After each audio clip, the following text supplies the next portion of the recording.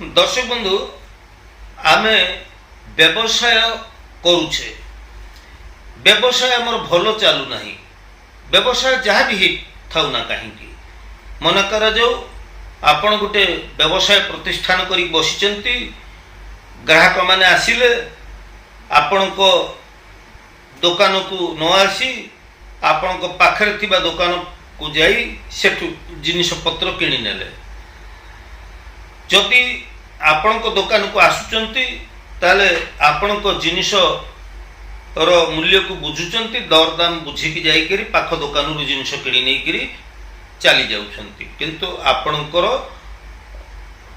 Business भलो चालू नहीं व्यापार भलो चालू नहीं निश्चित भाव में यह आपण को तो निश्चित कष्ट दब निश्चित आपण कष्ट अनुभव करेंगे जे आपण एते पैसा इन्वेस्ट करी दुकान रे बसिचंती व्यापार भलो न चलिले आपण निश्चित भाव में मानसिक स्तर रे भांगी पड़िबे।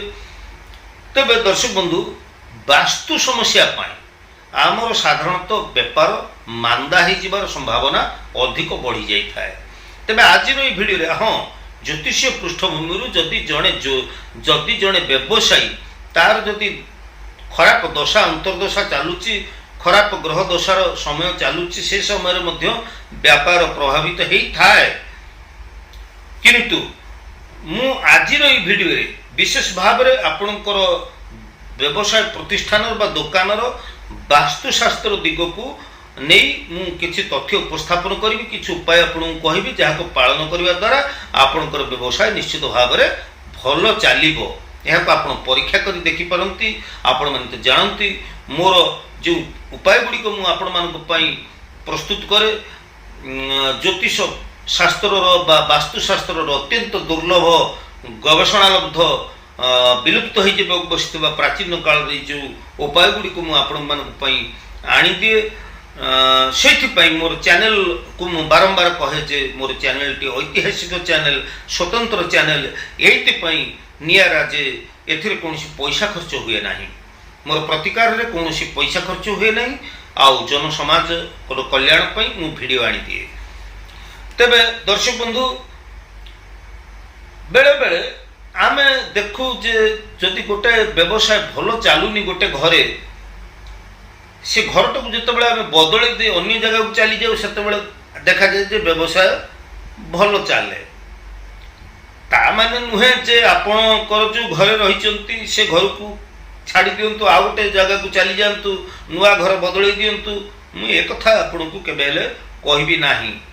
आमर पंचतत्व आधार रे आमर वायु कोणटी साधारणतः ग्राहक मान को आकृष्ट करी आनी थाए। तेबे मु किछि अनुभूत उपाय आपण मान आगे प्रस्तुत करुछि। अनेक व्यवसायी अछंती आपण देखुथिबे व्यवसाय करी से माने थकी जाउछंती आउ किछि व्यवसायी भाई माने हाथ जोड़ी हाथ बांधी बसिचंती ग्राहक आसु नांती से मानक पई आजिर एई स्वतंत्र उपस्थापना मोर वीडियो जदि भलो लागे निश्चित भाव में मोर वीडियो को आपण माने सब्सक्राइब टे करिवे नुआ कर देखुतले लाइक करिवे एवं शेयर करिवे।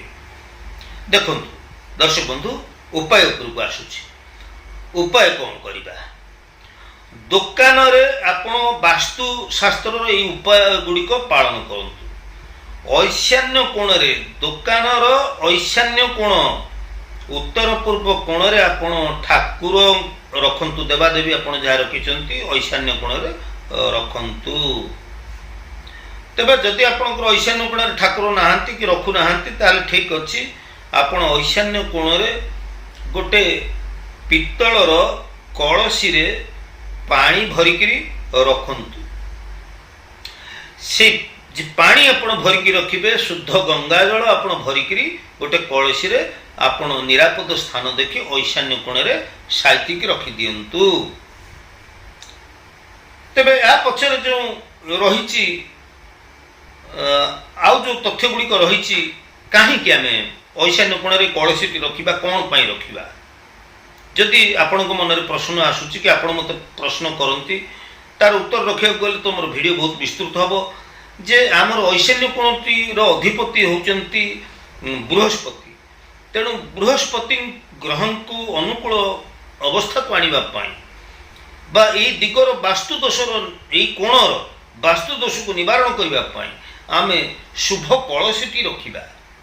ସେ କଳସୀରେ ଆମ୍ବ ଡାଳ ପଞ୍ଚପଲ୍ଲବ ଏସବୁ ଦେବାର ଆବଶ୍ୟକତା ନାହିଁ। କେବଳ ପିତ୍ତଳ କଳସୀରେ ଆପଣ ଗଙ୍ଗା ଜଳ ଫୁଲ୍ କରିକି ରଖିବେ। ବାସ୍ ରଖନ୍ତୁ ସାଇତିକି। ଯଦି ଗଙ୍ଗା ପାଣି କମି ଯାଉଛି ସେଥିରେ ଆଉ କିଛି ଗଙ୍ଗା ପାଣି ଦେଇ ଆପଣ ସବୁବେଳେ ପରିପୂର୍ଣ୍ଣ କରି ରଖନ୍ତୁ। ତାହେଲେ ଆପଣଙ୍କର ବୃହସ୍ପତି ଗ୍ରହ ମଜବୁତ ହେବେ।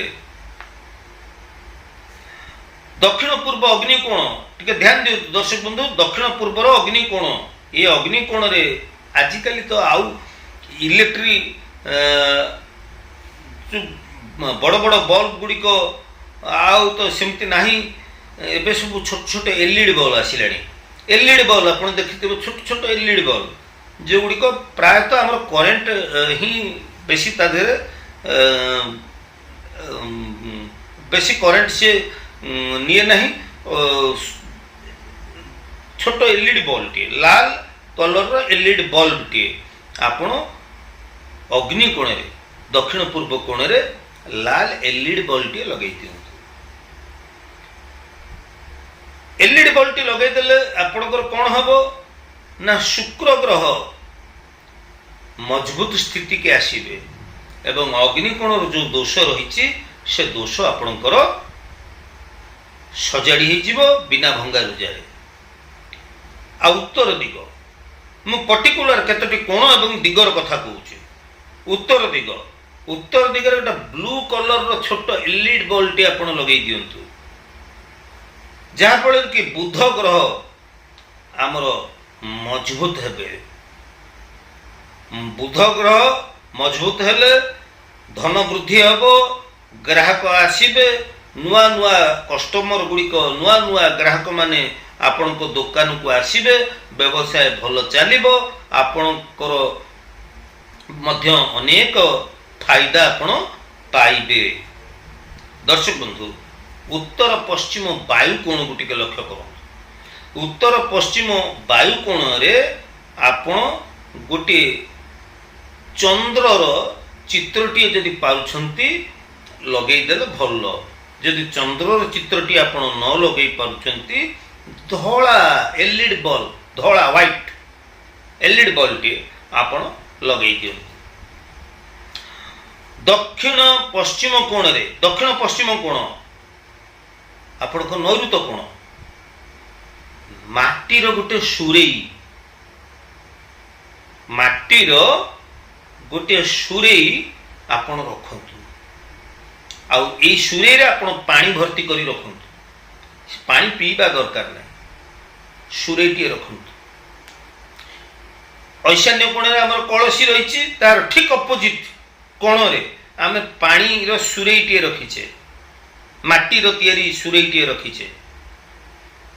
ଆଉ ଦୋକାନରେ ଯେଉଁଠି ଯେଉଁଠି ଯେଉଁ ରଙ୍ଗର ଏଲ୍ଇଡି ବଲ୍ବ ଲାଗିବା ଦରକାର ସେସବୁ ବଲ୍ବ ଗୁଡ଼ିକ ଆମେ ଲଗେଇ ଦେଇଛେ।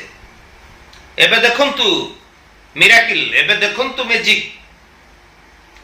ବ୍ୟବସାୟକୁ ଆପଣଙ୍କର କେତେ ଗ୍ରାହକ ଆସୁଛନ୍ତି, କେମିତି ବିକ୍ରି ହେଉଛି, ଏ କଥାକୁ ଆପଣ ଲକ୍ଷ୍ୟ କରନ୍ତୁ। ଯଦି ଭଲ ବିକ୍ରି ହେଉଛି ମୋର କମେଣ୍ଟ ସେକ୍ସନରେ ଆପଣ ଲେଖନ୍ତୁ ଆପଣ କେତେ ଦୂର ଉପକାର ପାଇଲେ। ଜନକଲ୍ୟାଣ ହେତୁ, ଆପଣମାନଙ୍କର ଉପକାର ହେତୁ ମୋର ଏଇ ଯେ ଗବେଷଣାଲବ୍ଧ ଯେଉଁ ତଥ୍ୟ ମୁଁ ପ୍ରଦାନ କରୁଛି, ବାସ୍ତୁଶାସ୍ତ୍ରର ଯେଉଁ ନିଆରା ଉପାୟ ଆପଣମାନଙ୍କ ପାଇଁ ପ୍ରସ୍ତୁତ କରୁଛି ବିନା ପଇସା ଖର୍ଚ୍ଚରେ, ଏହାର ଉପକାରିତାକୁ ଆପଣ କିଭଳି ଅନୁଭବ କରୁଛନ୍ତି କମେଣ୍ଟସରେ ଆପଣ ହିଁ ଲେଖିବାକୁ ବାଧ୍ୟ ହେବେ। ଲେଖନ୍ତୁ କମେଣ୍ଟସରେ, ପରୀକ୍ଷା କରନ୍ତୁ। ଆଜି ତ ସମୟ ହେଇଯାଇଛି ଦର୍ଶକ ବନ୍ଧୁ, ଆମେ ପୁଣି ପରବର୍ତ୍ତୀ ଅଧ୍ୟାୟ ଦେଖା ହେବା। ସେ ପର୍ଯ୍ୟନ୍ତ ବିଦାୟ ନେଉଛି। ଜୟ ଜଗନ୍ନାଥ।